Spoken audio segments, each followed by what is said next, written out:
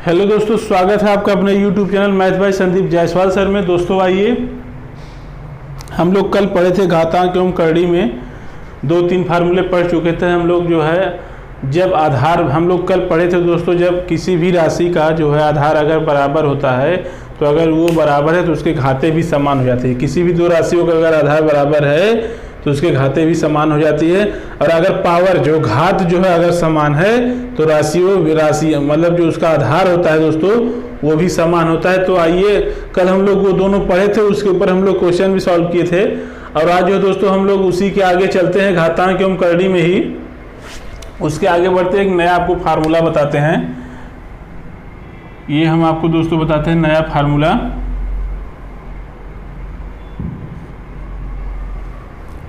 और दोस्तों आगे बढ़ने से पहले आपसे रिक्वेस्ट करना चाहेंगे कि हमारे चैनल को आप लोग जरूर सब्सक्राइब कीजिए और जो है उसको लाइक और शेयर कीजिए। जो आपके साथ मित्र जुड़े हैं, जो हमसे पढ़ाई करते हैं दोस्तों, जो हमारे वीडियो को देखते हैं, उनसे भी कहिए कि हमारे जो है चैनल को सब्सक्राइब, लाइक और शेयर करें दोस्तों, क्योंकि हम डेली बाय डेली एक एक वीडियो आपके लिए लाते हैं। और बहुत इंपॉर्टेंट है, इस समय यूपीएसआई का एग्ज़ाम आने वाला है, साथ में यूपी ट्रिपल एससी पीईटी का भी एग्ज़ाम होगा। तो दोस्तों उसमें ये जो मैथ हम आपको पढ़ा रहे हैं बहुत उपयोगी है, बहुत ज़्यादा उसमें उपयोगी है। और हमारे साथ दोस्तों बनिए, तो आप लोग का सिलेक्शन तो दोस्तों बस सिर्फ हमारे साथ बने रहिए। जिसको जिसको लगता है मैथ बहुत टफ सब्जेक्ट है, ऐसा है वैसा है, मैथ कुछ नहीं है, सिर्फ ध्यान देने की बात है और प्रैक्टिस करने की बात है। और जो है मैथ को आप किस तरीके से पढ़ते हैं ये डिपेंड करता है कि आप मैथ में कितना अच्छा जो है कर पाएंगे दोस्तों। तो आइए जो है उसी क्रम में हम लोग घातांक करड़ी के ही क्रम में हम लोग उसी के आगे बढ़ते हैं। तो आइए आज एक नया फार्मूला और उस फार्मूले पर आधारित क्वेश्चन जो एग्जाम में हमारे आए हुए हैं उसको देखते हैं। जब अगर कोई राशि दी है, जब कोई पूरी राशि जो दी गई है, पूरी राशि अगर करड़ीगत हो, करड़ी में हो, अंडर रूट मतलब शर्ट्स में हो, करड़ी में हो, पूरी राशि जो है जब अगर करड़ी में हो तो उसको हम कैसे सॉल्व करते हैं। देखिए, जैसे ये है आपका अंडर रूट 12 प्लस इसके अंदर फिर एक अंडर रूट बन जाए 12, फिर प्लस यहाँ पे हो, फिर इसके अंडर रूट एक बन जाए 12, फिर दोस्तों यहाँ प्लस हो, फिर इसके अंडर रूट एक। ये ऐसा जो है एक करड़ी के अंदर दूसरी करड़ी, एक अंडर करड़ी के अंदर दोस्तों अगर ये दूसरी करड़ी है और ये इनफाइनाइट तक हो, ये अगर अनंत तक हो, तो ऐसे सवाल को सॉल्व करने के लिए आप क्या करेंगे। ऐसे सवाल को जब पूरी राशि करड़ीगत हो, एक करड़ी के अंदर दूसरी करड़ी, दूसरी करड़ी के अंदर तीसरी करड़ी, तीसरी करड़ी के अंदर चौथी करड़ी, चौथी करड़ी के अंदर अगर पांचवी करड़ी, ये अनंत तक अगर ये प्रोसेस चल रहा है तो ऐसे क्वेश्चंस को सॉल्व करने के लिए हम क्या करेंगे दोस्तों। आइए इस पे हम बताते हैं एकदम आसान तरीका। इसको सॉल्व करने के लिए सबसे पहले ये अनंत तक है। सबसे पहले दोस्तों इसको आप मान लीजिए, पूरी करड़ी को मान लीजिए दोस्तों, पूरी करड़ी को मान लीजिए कि x के बराबर है। पूरी करड़ी किसके बराबर है दोस्तों। अगर ऐसा कहीं भी आपको इस टाइप का क्वेश्चन दिखाई दे तो सबसे पहले पूरी करड़ी को जो दी हुई इसको x मान लीजिए। पूरी करड़ी को आप x मान लिए। x मानने के बाद आपको पता है अंडर रूट हटाना है, तो करेंगे क्या, यहाँ वर्गमूल, यहाँ 2 है, कुछ नहीं है तो इसका मतलब ये 2 माना जाता है। तो अंडर रूट हटाने के लिए आपको पता है हम इसको स्क्वायर कर देते हैं, क्योंकि अगर इसको हम हटाएंगे तो होल की पावर 1/2 हो जाएगा। अगर इसका स्क्वायर कर देंगे तो 2 दोस्तों कट जाएगा। तो अगर स्क्वायर दोनों तरफ कर देंगे तो ये वाली अंडर रूट हट जाएगी। तो कर दीजिए यहाँ पे 12 प्लस अभी आ जाएगा under root 12 plus under root 12 plus under root ये 12, ये अनंत तक चला जाएगा, डट डट डट अनंत। यहाँ हो गया दोस्तों एक्स स्क्वायर होगा कि नहीं हो गया। अब एक चीज बताइए, इसका पूरा मान कितना था 12 प्लस ये करके अनंत तक वैल्यू x थी यहाँ पे इसका मान। तो यही सेम मान अनंत तक यहाँ दिख रहा है, क्योंकि अनंत में यहाँ से देखिए 12 12 12 12 ये अनंत तक है। इसका मतलब इसकी वैल्यू क्या हो जाएगी, जब इसकी वैल्यू हम लोग यही मान रहे थे ना दोस्तों अनंत, x माने थे, इसका वैल्यू टोटल का हम यहाँ पे x मान लिए, तो आप इसका भी वैल्यू कहेंगे कितना है, यहाँ तक के वैल्यू का इसका भी वैल्यू आप लोग कहेंगे x है। पुटअप कर दीजिए, 12 प्लस x बराबर उधर कितना था दोस्तों, x स्क्वायर था आपका। अब देखिए इसको गुणनखंड के हिसाब से इसको सॉल्व करेंगे, इसको गुणनखंड विधि से सॉल्व करेंगे।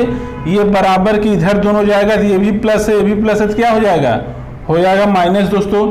तो कर दीजिए, या तो इस x को इधर ले चले आइए तो यहाँ पे माइनस x स्क्वायर हो जाएगा, कोई मतलब नहीं, इसको उधर ले जाइए तो यहाँ पे होगा क्या, x स्क्वायर, ये इधर जाएगा, x इधर जाएगा तो माइनस x हो जाएगा, 12 उधर जाएगा तो यहाँ प्लस है, तो यहाँ दोस्तों हो जाएगा -12 इज इक्वल टू हो जाएगा यहाँ पे 0। अब आपको गुणनखंड इसको सॉल्व करना आता होगा कि आप 12 का ऐसा गुणनखंड कीजिए कि उसको जब हम लोग उन गुणनखंडों को आपस में घटाएं तो वैल्यू 4 आनी चाहिए, वैल्यू x आए, मतलब 1 आए।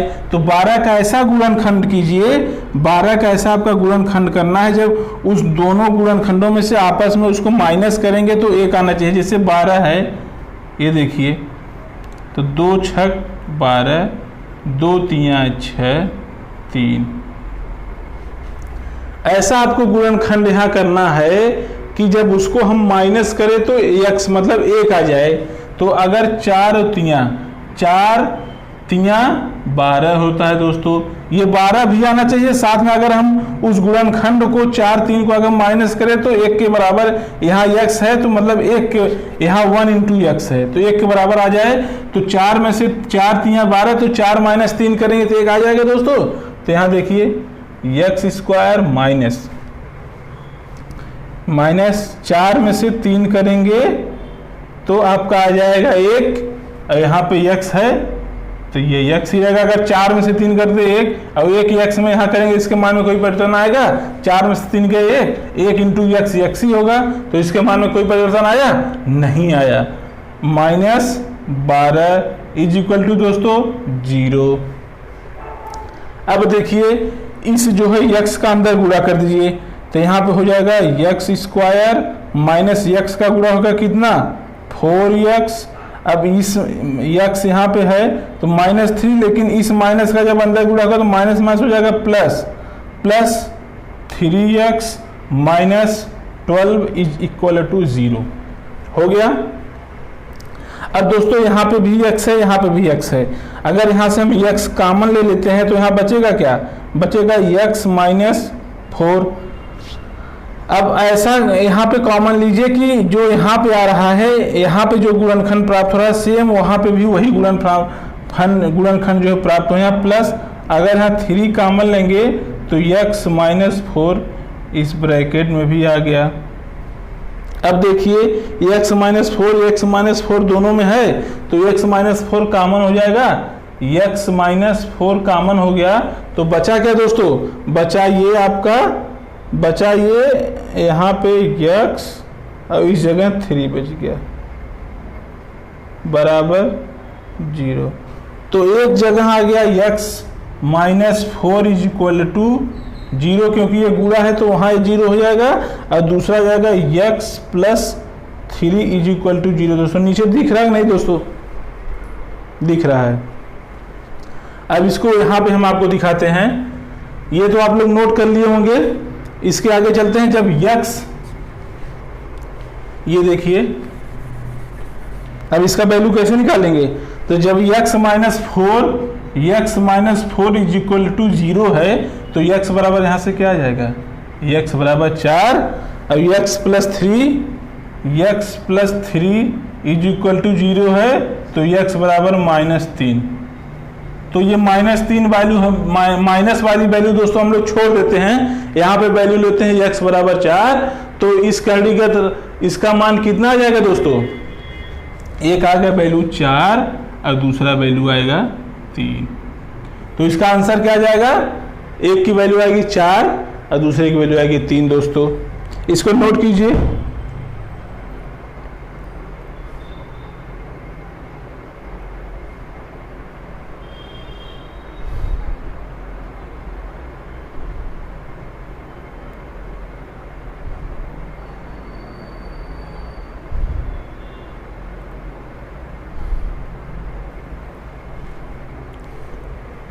इसको नोट कीजिए।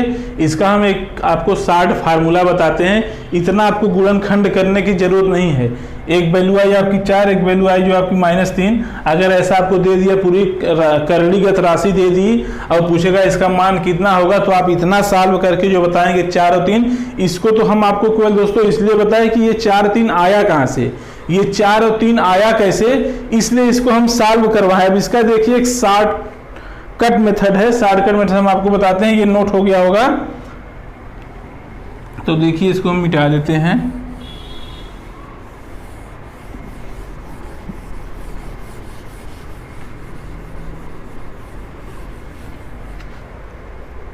ये आपका नोट हो गया होगा। अब देखिए एक चीज आपको बता देते हैं, जब ऐसा कोई क्वेश्चन दे, कोई भी क्वेश्चन दे, ये कोई भी राशि करणीगत हो, करणी के अंदर हो, कोई भी राशि करणी के अंदर हो, अनंत तक हो, अगर ये प्लस है 12 √√√12, तो आप इन दोनों का दोस्तों हम बता दें, ये 12 है तो 12 का ऐसा गुणनखंड निकालिए जो क्रमागत हो। 12 के एक ऐसा गुणनखंड जो क्रमागत हो, जैसे 2 3 आए तो 4 आए, 4 आए तो 5 आए, 5 आए तो 6, 5 6, ये मतलब एक ऐसा जोड़ा बने जो क्रमागत हो। ऐसा गुणनखंड कीजिए इस 12 का कि वो क्रमागत हो, जैसे 5 6 हो तो 5 6 30। तो देखिए 3 और 4, ये 12 का जो क्रमागत, एक तो 12 का गुणनखंड 2 6 बनेगा, 2 6 बनेगा कि नहीं, 6 दूनी 12 हो जाएगा। एक इसका गुणनखंड बनेगा 1 गुणे 12, ये भी 12 हो जाएगा। एक गुणनखंड बनेगा दोस्तों क्रमागत 3 गुणे 4, दोस्तों बन गया क्रमागत 3 गुणे 4। तो इसका ऐसा गुणनखंड कीजिए जो क्रमागत हो। अगर ऐसी कहीं आपकी राशि, ऐसा कहीं राशि आपको दिया हो, इसका आंसर पूछे तो आप करेंगे क्या, कुछ नहीं करना है आपको, सिर्फ माइंड में ये फीड कीजिए कि जब ऐसा कहीं दे दे और सबके बीच में प्लस का चिन्ह हो, तो इसका हम एक क्रमागत गुणनखंड ज्ञात करेंगे। और क्रमागत गुणनखंड में जो बड़ी वैल्यू होगी, जैसे 3 चौका 12, तो इसका एक गुणनखंड क्या मिल गया, 3 4। तो जो बड़ी वैल्यू होगी वो धनात्मक होगी और जो छोटी वैल्यू होगी वो ऋणात्मक होगी। तो यहां पे लिखेंगे 4 - 3, ये इसका आंसर हो गया दोस्तों। अगर ऐसा कहीं क्वेश्चन दे तो सबसे पहले आप करेंगे क्या, अगर यहाँ देखिए जब प्लस है तो आपको वो श्रीधरा मतलब वो गुणनखंड विधि से आपको सॉल्व करने का, इतना लंबा प्रोसेस करने का कोई जरूरत नहीं है। सिर्फ देखिए ऐसा कहीं वैल्यू है, करणीगत राशि के अंतर्गत है और ये अनंत तक है, तो आप करेंगे क्या, इसका क्रमागत गुणनखंड निकाल लीजिए। और क्रमागत गुणनखंड निकाल लीजिए और प्लस है तो बड़ी वैल्यू प्लस हो जाएगी, छोटी वैल्यू माइनस कर दीजिए, वही उसका आंसर हो गया। जैसे देखिए दूसरा क्वेश्चन आपको देते हैं, दूसरा क्वेश्चन देते हैं, जैसे दोस्तों करना क्या है इसमें, जब ऐसी कोई राशि रहे तो करना कुछ नहीं, सिर्फ उसका क्रमागत गुणनखंड कर लेना है। और क्रमागत गुणनखंड में जो बड़ी वैल्यू होगी वो प्लस में होगी और जो छोटी वैल्यू होगी वो माइनस में होगी। जैसे देखिए ये 30 + 30 + 30 प्लस √ में 30 + √30 ... ये अनंत तक है। तो आ गया। तो दोस्तों बताए थे कहीं भी ऐसी करणीगत राशि दिखे सब में प्लस का साइन हो, अनंत तक हो, तो आप लोग क्या करेंगे, आप लोग करेंगे क्रमागत गुणनखंड उसका बनाएंगे। क्रमागत गुणनखंड दोस्तों इसका होगा 5 × 6 12। एक 5 है, एक क्रम से 6 आ रहा है, 5 और क्रम से मतलब नेक्स्ट, जस्ट अगला। क्रमागत गुणनखंड मतलब दोस्तों एक जो वैल्यू हो जस्ट उसके क्रम से अगली जो वैल्यू होगी वही क्रमागत गुणनखंड होगा। तो 5 के जस्ट क्रमागत अगला संख्या 6, तो 5 6 30 ये दोस्तों होगा। इसका मतलब इसका आंसर आ जाएगा, इसका आंसर आ जाएगा बड़ी वैल्यू प्लस में होगी और छोटी वैल्यू माइनस में होगी। तो आंसर कितना आ गया, 6, -5। तो इसका आंसर क्या बता देंगे दोस्तों, 6, -5। नोट कीजिए इसको। तो आप लोग समझ गए, जब ऐसा करणीगत कहीं भी राशि दी हो और प्लस हो, अनंत तक हो, सिर्फ आपको क्रमागत गुणनखंड ज्ञात कर लेना है। उसमें जो बड़ी वैल्यू होगी वो प्लस में होगी और जो छोटी वैल्यू होगी वो माइनस में होगी। बस यही इसका आंसर हो गया दोस्तों।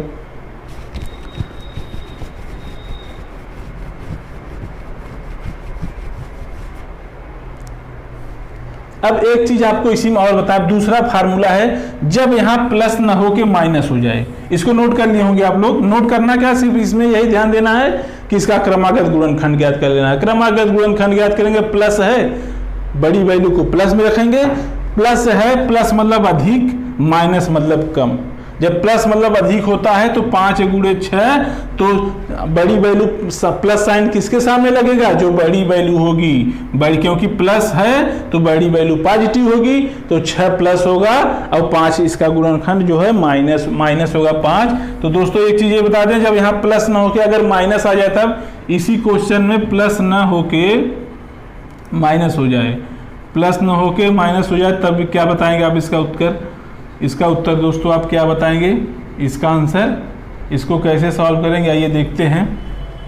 जब यहाँ प्लस के जगह पे यहाँ पे माइनस लग गया, ये माइनस हो गया दोस्तों, प्लस के जगह पे ये माइनस हो गया, तो करेंगे क्या?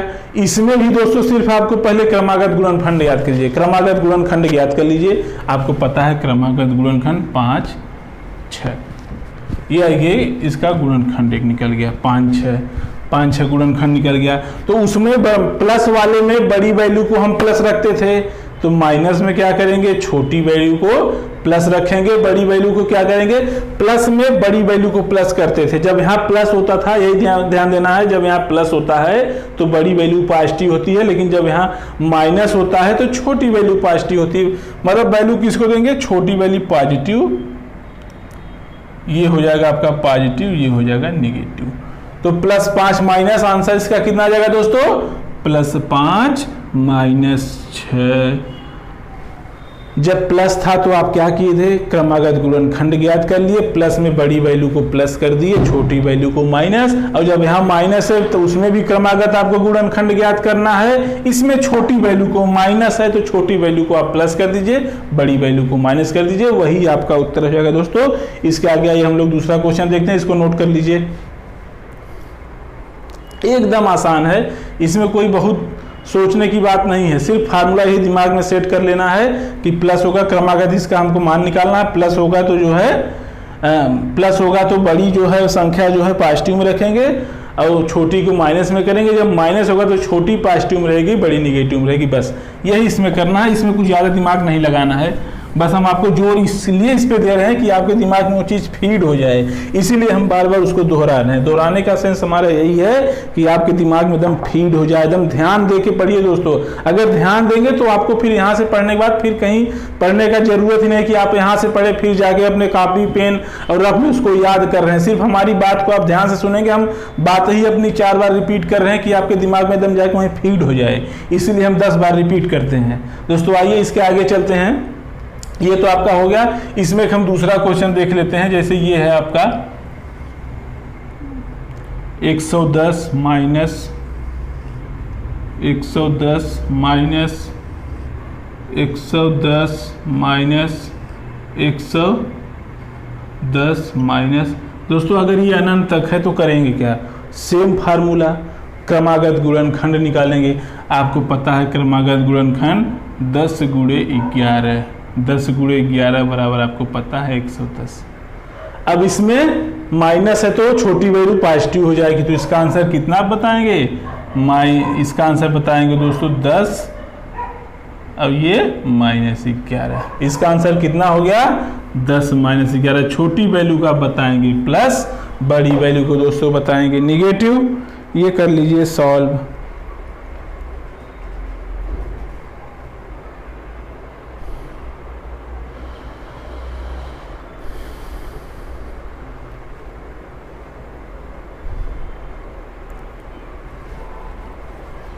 ये तो दोस्तों एक चीज बताइए, जब इसमें गुणनखंड इसका लगातार निकल रहा था क्रमागत, तब तो आप इसको सॉल्व कर लिए। अगर यहीं पे एक ऐसी हम वैल्यू देते जिसका गुणनखंड क्रमागत ना हो तो आप कैसे सॉल्व करेंगे।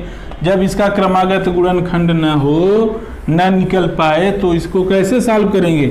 जैसे हम आपको दे दें, कह दें अंडर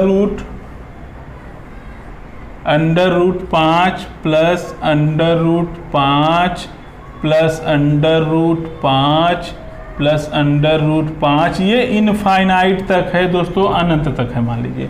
अब इसका वैल्यू हम निकालने के लिए कहेंगे तो क्या करेंगे, इसका क्रमागत कौन सा गुणनखंड होगा, 1 गुणे 5 क्रम से है, 1 है, एक बार सीधा 4 है, एक बार जबकि 2 आना चाहिए। अब 1 इंटू 2 करेंगे तो वैल्यू आ जाएगी 2, ये 5 होगा नहीं।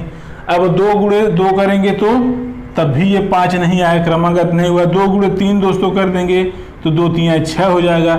अब जब ऐसे में जब जिसका गुणनखंड दोस्तों ना हो तो उसके लिए हम लोग लगाते हैं श्रीधराचार्य का फार्मूला। इसके लिए क्या सॉल्व करते हैं दोस्तों, इसके लिए जो हम आपको पहला वाला जो मेथड बताए थे, पहला वाला मेथड बताया था ना कि इसको मान लेना है दोस्तों आपको x, इसको मान लीजिए x। अब इसको स्क्वायर कर दीजिए दोनों तरफ। स्क्वायर अगर इधर भी कर देंगे और इधर भी कर देंगे तो होगा क्या, ये वाली अंडर रूट जाएगी हट, ये जो सबसे ऊपर वाली अंडर रूट है ये हट जाएगी, तो यहाँ आपका हो जाएगा 5 plus under root 5 plus under root 5 plus under root 5 दोस्तों प्लस अंडर रूट 5, ये अनंत तक चला जाएगा, बराबर दोस्तों यहाँ x का स्क्वायर हो जाएगा। अब आपको पता है कि plus under root 5 plus under root 5 plus under root 5 plus under root 5 अनंत तक है, तो उसका मान क्या होगा, x होगा। तो यहाँ आप कर दीजिए 5 प्लस x बराबर x स्क्वायर कर दीजिए, या तो इसको आप ऐसे भी लिख सकते हैं, वही वाला चीज़ सिर्फ इधर कर दीजिए, x स्क्वायर बराबर 5 प्लस इसके जगह पे x था तो x कर दीजिए दोस्तों। अब इधर देखिए x स्क्वायर माइनस इधर लाइए 5 और माइनस x बराबर 0 दोस्तों हो जाएगा। अब देखिए यहाँ इसको लिख सकते हैं x square minus x minus 5 equal to 0, वही चीज़ है, सिर्फ x इधर कर दिए। अब बताइए 5 का ऐसा गुणनखंड करना है कि अगर उसको हम जब उन दोनों गुणनखंडों को आपस में घटाएं, उन दोनों राशियों को, तो 1 के बराबर होना चाहिए, x के बराबर। अब 5 का गुणनखंड 5 1 का 5, तो 5 में से 1 जाएगा तो 4 हो जाएगा, यहाँ तो है 1, सिर्फ x है तो 4 तो होगा नहीं। तो इसके लिए हम लोग दोस्तों करते हैं कि हाँ श्रीधराचार्य का फार्मूला लगाते हैं। जब जिसका गुणनखंड न निकले, ऐसे जिसका क्रमागत गुणनखंड न निकले, तो ऐसे राशियों के लिए हम लोग श्रीधराचार्य का फार्मूला लगाते हैं। श्रीधराचार्य का फार्मूला दोस्तों आप लोग कक्षा 8 में पढ़े होंगे, क्लास 8 क्लास 9 में दोस्तों आप लोग पढ़े होंगे श्रीधराचार्य का फार्मूला। श्रीधराचार्य का फार्मूला किसको किसको पता है बताइए, कमेंट में भी लिख के आप लोग बताइएगा। Minus B plus minus B square minus 4ac upon 2a minus B, ये दोस्तों होता है b, ये होता है b, यहाँ होता है a होता है ये ax square plus bx plus c is equal to 0। तो देखिए इस फार्मूले में a यहाँ है क्या, 1 है दोस्तों। श्रीधराचार्य फार्मूला किस पे निकलता है, किस गुणनखंड पे, ax निकलता है ax square plus bx plus c is equal to 0। अगर ऐसा कहीं समीकरण आपको दिया हुआ है, ये समीकरण आपको कहीं दिया हुआ है, इसमें जो है आपको श्रीधराचार्य फार्मूला लगाना है, तो करेंगे माइनस बी, ये जो x के बाद यहाँ गुणनखंड है b, यहाँ माइनस बी हो जाएगा, प्लस माइनस बी स्क्वायर, यही वाला b, यहाँ बी स्क्वायर माइनस का 4, और a मतलब ये जो x के पास गुणनखंड है, c मतलब ये अपान 2a 2, और a मतलब ये x के पास का जो गुणनखंड है दोस्तों। तो श्रीधराचार्य का formula minus B plus minus B square minus 4ac upon 2a आप लोग लिख दिए। यहाँ से आ जाएगी x की वैल्यू, जो ये आप x की ज्ञात करना चाहेंगे तो ये होता है x बराबर, x की वैल्यू ज्ञात करने के लिए है formula minus B plus minus B square minus 4ac upon 2a, इसको याद कर लीजिए। अब इस वाले फार्मूले पे जो आपका यहाँ आया था, ये जो आपका यहाँ पे इक्वेशन था, ये आप बनाए थे इस इक्वेशन को ना, x स्क्वायर आप बनाए थे यहाँ पे x square minus x minus 5 is equal to 0 दोस्तों। अब इस फार्मूले, इस इक्वेशन में इस फार्मूले इस इक्वेशन में इस फार्मूले के उस इक्वेशन में रखिए दोस्तों। अब करेंगे क्या, आपको पता है x की वैल्यू अगर इसमें ज्ञात करनी है, x की वैल्यू ज्ञात करनी है तो आप पहले लिखेंगे क्या, माइनस बी। यहाँ पे ये b है, तो यहाँ b कुछ नहीं तो यहाँ मानेंगे आप 1 है। अगर वहाँ कुछ नहीं है तो मानेंगे क्या, 1 है, तो माइनस बी यहाँ पे क्या हो जाएगा, -1 हो गया। अब देखिए एक बार दोस्तों प्लस लेके सॉल्व करेंगे, एक बार हम लोग माइनस लेके सॉल्व करेंगे। तो एक बार हम लोग यहाँ पहली बार प्लस लेते हैं तो यहाँ ये प्लस हो गया। अब यहाँ -b², यहाँ b कितना है, 1 है, तो 1 का स्क्वायर -4, a कितना है, a भी यहाँ x है, a है, a यहाँ कुछ दिया ही नहीं है तो इसका मतलब x है, तो a दोस्तों 1 रख दीजिए। c कितना है, c यहाँ 5 है, c 5 है लेकिन माइनस का 5 है, c 5 है दोस्तों तो माइनस का 5 है तो -5 कर दीजिए गुणे अपान सबके बटे 2, a कितना था, a यहाँ पे 1 है, a कितना है इस फार्मूले से, a 1 है। अब सॉल्व कर लीजिए, यहाँ -1 प्लस 20 का मतलब 1 -4 अपन जे 20 माइनस प्लस, ये दोस्तों हो गया 20 अपान कितना हो गया 2, a मतलब 1 तो 2 1 का नंबर 2 हो गया।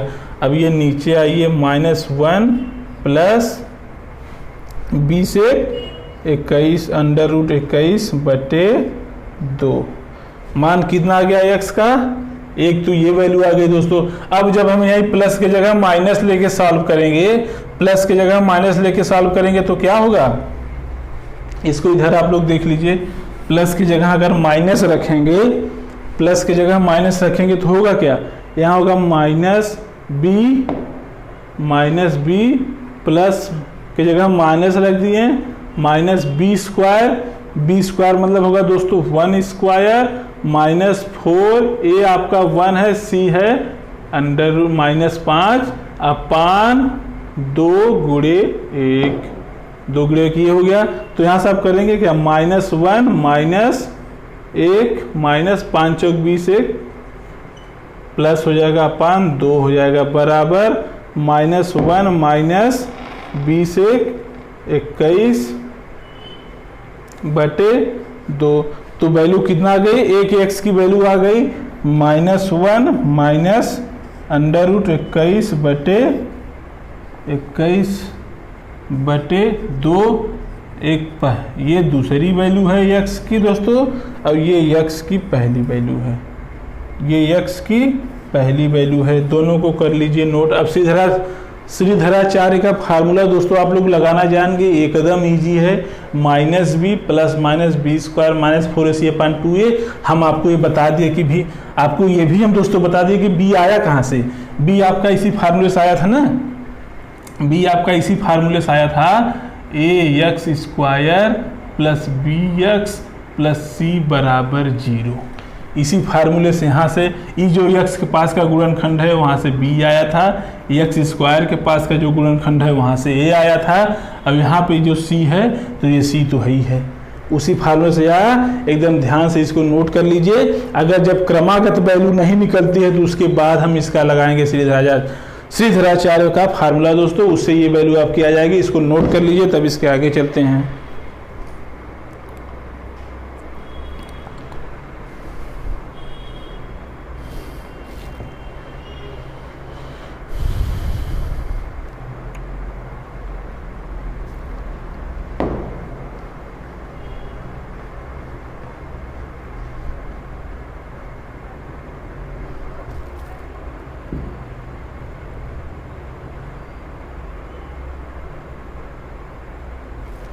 नोट कीजिए तो इसके आगे चलते हैं। श्रीधराचार्य के फार्मूला आप लोग अप्लाई करना जान गए होंगे, बहुत लोग को भी कन्फ्यूजन होगा तो ये बी कहाँ से आया, ए कहाँ से आया, सी कहाँ से आया, तो आप सब लोग जान गए बी की कहाँ से आया, सी कहाँ से आया, ए कहाँ से आ गया। अब उसके आगे अगर ऐसा कोई होगा, अगर उसका क्रमागत गुणनखंड नहीं निकलेगा, अगर इस टाइप का कोई प्रश्न होगा दोस्तों, तो उसमें ये आप लोग श्रीधराचार्य का फार्मूला सेट कर देंगे। लेकिन ऐसा क्वेश्चन एग्जाम में बहुत रेयर, ये वाला क्वेश्चन तो रेयर आता है क्योंकि इसको सॉल्व करने में बहुत समय लग जाता है। एग्जामिनर भी जब ऑब्जेक्टिव टाइप के क्वेश्चन होते हैं तो एग्जामिनर भी सोचता है कि ऐसा क्वेश्चन जो बच्चा तो जानता हो कि कैसे सॉल्व होगा, बच्चा जानता तो हो कैसे सॉल्व होगा, लेकिन उसका एक ट्रिक भी हो जिससे बच्चा उस क्वेश्चन पे आसानी से पहुंच जाता है। तो ऐसे क्वेश्चंस आते बहुत कम है, जनरली वही क्रमागत गुणनखंड वाला आता है। जैसे 30 हो गया तो 30 का 5 गुणे 6 बता देंगे, हो गया आपका 56 हो गया, अगर आपका दे दे कैसे 56 अंडर रूट 56 तो इसका 7 गुणे आप 8 बता देंगे, ये 8 प्लस हो जाएगा क्योंकि यहाँ प्लस है, 7 माइनस हो जाएगा। तो क्रमागत ही दोस्तों आप लोग को देगा एग्जाम में अगर क्वेश्चन दे रहा है तो क्रमागत ही देगा। ऐसा क्वेश्चन बहुत रेयरली आता है तो इसको लेकिन फिलहाल आप लोग जानते रहिए, जानेंगे तभी। मान लीजिए कभी बाई दबे क्वेश्चन आ ही गया तो आप लोग क्या करेंगे, कहेंगे साहब हम नहीं जानते हैं, तो उसका आंसर तो आप लोग को देना ही पड़ेगा। इसीलिए जानिए सब चीज, लेकिन जो क्वेश्चंस जो एग्जाम में आते हैं उसको आप स्पेशली जानिए, स्पेशली उसको सॉल्व कीजिए। ये क्वेश्चन तो आता है, यूपीएसआई में भी आया है, एसएससी में भी आया है, अब 100% आगे के भी एग्जाम में आएगा ही आएगा।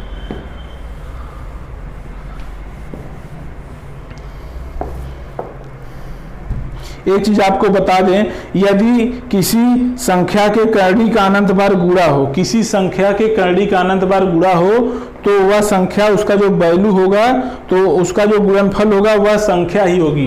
किसी कर्णीगत संख्या का अनंत बार गुणा होगा, किसी कर्णीगत संख्या का अगर अनंत बार गुणा है, किसी कर्णीगत संख्या की अनंत बार गुणा है, अनंत बार अगर ये गुणा है दोस्तों, अनंत बार अगर ये आपका गुणा है, डट ये इनफाइनाइट तक गुणा है, तो उसका मान दोस्तों जो कर्णीगत संख्या होगी वही होगी। तो कर्णीगत संख्या यहाँ पे क्या है, यक्स है दोस्तों। तो इसका मान कितना हो जाएगा, इस फार्मूले को नोट कीजिए।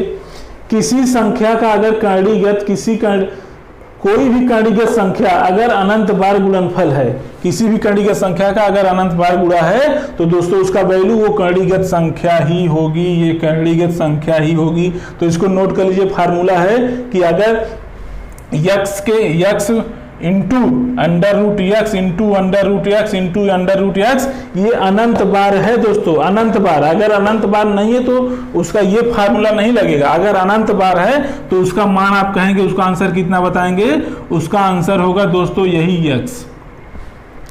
इसको नोट कर लीजिए, ये फार्मूला है। जैसे इसी फार्मूले पर अगर हम एक आपको क्वेश्चन दे, under root 5 multiply under root 5 multiply under root 5 multiply under root 5 multiply under root 5, ये दोस्तों अनंत तक है, तो इसका मान हम पूछेंगे तो कितना आप लोग बताएंगे। इसका मान तुरंत बिना सोचे समझे 1 सेकंड में कहेंगे, इसका मान सर होगा ये 5 होगा। इसका मान आंसर कितना आ जाएगा दोस्तों। अगर ऐसी कहीं राशि दी हुई है, कर्णीगत राशि है, वो अनंत बार उसका गुणनफल है, अनंत बार उसका गुणनफल है, तो उसका मान दोस्तों यही आ जाएगा।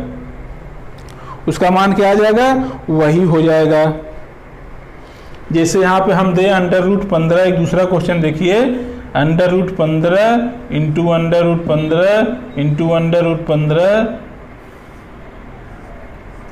इंटू अंडर रूट 15, ये दोस्तों अगर अनंत तक है तो इसका मान कितना बताएंगे आप, इसका मान बताएंगे, कहेंगे कर्णीगत राशि का लगातार अनंत तक गुणा है, और अनंत तक जिसका गुणा होता है उसका मान वही जो कर्णी के अंदर संख्या होती है वही हो जाती है। तो इसका मान कितना, प्लस वाले में आपको क्रमागत निकाल लेना है, माइनस वाले में भी क्रमागत निकालना है, लेकिन करना क्या है, माइनस वाले में छोटी संख्या को उत्तर में प्लस करते हैं, बड़ी संख्या को निगेटिव, प्लस वाले में प्लस है।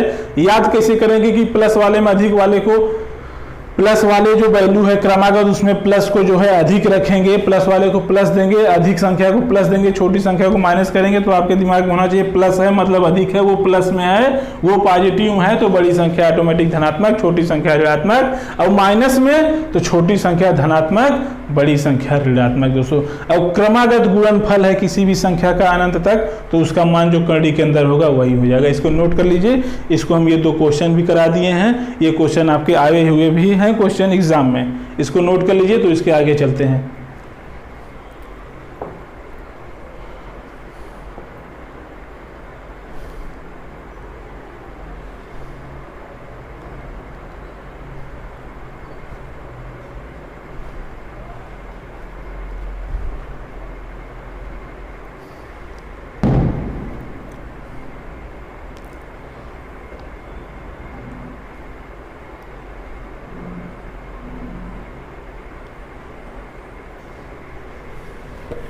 अब एक चीज़ यही हम आपसे कहें, अगर ये संख्या जो अनंत तक है इसमें बड़ा ध्यान देना, सबसे ज़्यादा ध्यान देना तो यही है कि ये जो संख्याएं लिखी हैं ये अनंत तक है कि नहीं।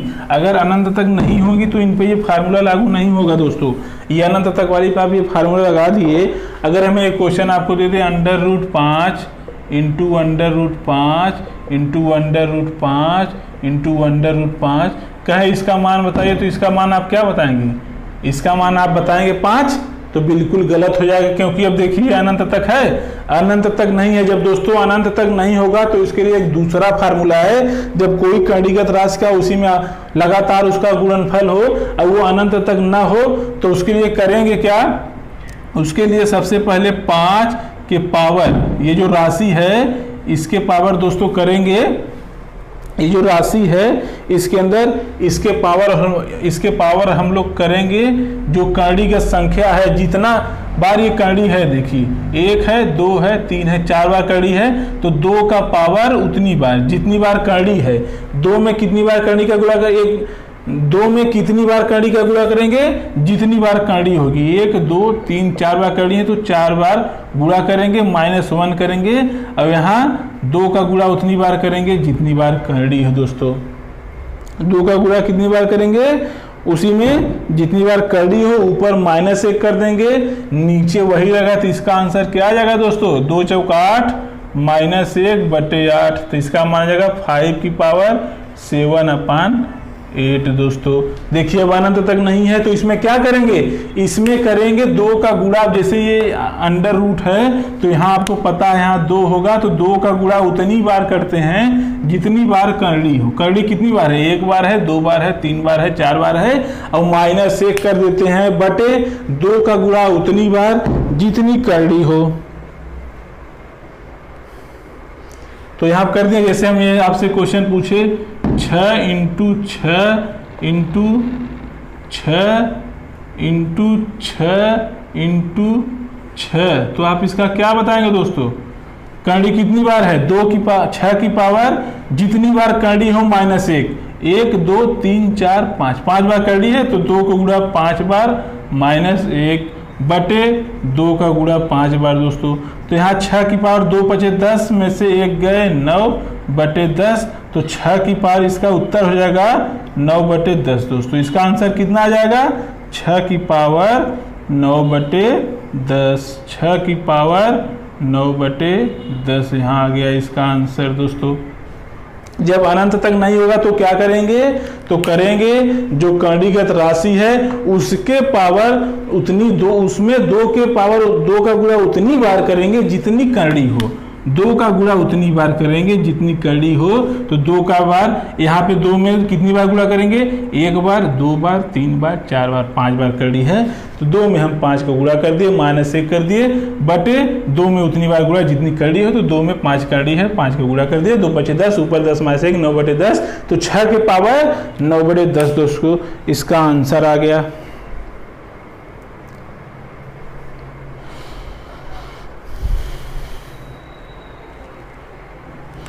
जैसे हम आपको 11 देते, देखिए SSC CGL का क्वेश्चन है 11 मल्टीप्लाई 11, इसका आंसर हमको बताइए। इसका अगर आंसर पूछे दोस्तों तो आप क्या करेंगे?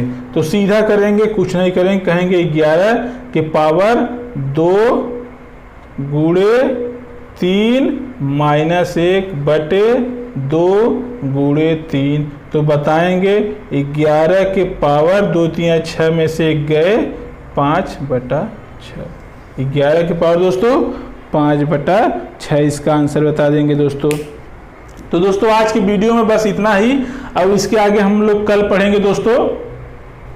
अब कल पढ़ेंगे, कल इसी के आगे 1-2 फार्मूला और इसी घातांक एवं करड़ी में 2 फार्मूले 3 फार्मूले और इसको बताने के बाद से उसको हम क्वेश्चन उसके आगे सॉल्व करवाएंगे जो एग्जाम में आए हुए हैं। उसके बाद ये चैप्टर खत्म होगा, तब नेक्स्ट चैप्टर चलेगा। आप हमारे साथ बने रहिए दोस्तों। अगर आपको यूपीएसआई में सिलेक्शन लेना है, यूपीएसआई में सिलेक्शन लेना है, यूपी ट्रिपल एससी का पेट निकालना है दोस्तों, तो उसमें बहुत यूपीएसआई में एक आपका बहुत इंपॉर्टेंट जो है टॉपिक मैथ भी है, जीएस है, रीजनिंग है, हिंदी है। तो जितने रीजनिंग, जीएस, हिंदी से जितने क्वेश्चन आएंगे उतने क्वेश्चन दोस्तों मैथ से भी आएंगे।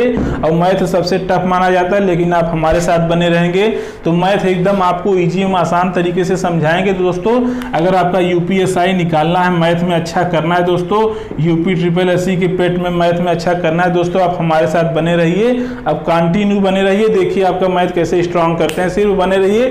जो क्वेश्चन बताते हैं उस क्वेश्चन को उतना सॉल्व कीजिए, उसको नोट्स बनाइए। अगर कोई चीज आपको नहीं समझ में आता है तो हमसे कमेंट बॉक्स में पूछिए, हम उसका आंसर जरूर आपको देंगे। और बाकी हम डेली बाय डेली तो आपको चैप्टर वाइज चैप्टर और क्रम से एक क्वेश्चन, एक फार्मूला बता के उस फार्मूले पर आपको क्वेश्चन करा के हम आगे बढ़ेंगे। अगर एग्जाम में कोई क्वेश्चन आता है तो अगर हमारा यही केवल अगर आप वीडियो देखेंगे, एक फार्मूले अगर आप हमारे जितने लिखा हुए फार्मूले सब अगर आप दिमाग में फीड कर लेंगे तो वैसे तो आपको ज़्यादा याद करने का जरूरत तो होगा नहीं, क्योंकि हम खुद ही यहाँ 4-5 बार बोल देते हैं तो आपके दिमाग में ये फीड हो जाता होगा। ऐसे भी अगर आप हम क्वेश्चन बताते हैं तो उसको 2-3 बार बताते ही हैं, तो आप यहीं केवल मन से पढ़िए, तो फिर इसके बाद से आपको बाहर पढ़ने की जरूरत ही नहीं है कि यहाँ पढ़े फिर कॉपी किताब नोट्स लेके फिर वहाँ फार्मूला रिवाइज के। फार्मूला तो आप यहीं पढ़िए, बाकी अगर हम यहाँ पढ़ाने के बाद से ये जो हमारे सारे क्वेश्चन आपसे लग जाते हैं तो आप कोई बुक ले लीजिए, उसमें इस टाइप के क्वेश्चन सर्च कीजिए, इसको सॉल्व कीजिए, देखिए हमारे फार्मूले से आता है नहीं आता, आपको बड़ा अच्छा लगेगा, इंटरेस्टिंग लगेगा। तो दोस्तों चलते हैं, आज बस इतना ही। लेकिन हाँ, चलने के पहले एक चीज़ जरूर कहेंगे कि आप हमारे चैनल को सब्सक्राइब जरूर कीजिए दोस्तों, और चैनल को सब्सक्राइब कीजिए और अपने दोस्तों को, अपने लोगों को भी जोड़िए, इस पर जोड़ेंगे तभी हम जो है ये आपका अच्छा चलेगा, आपका भी सिलेक्शन होगा दोस्तों, आपके लोगों का भी सिलेक्शन होगा। तो चलते हैं दोस्तों, आज के वीडियो में बस इतना ही। जय हिंद।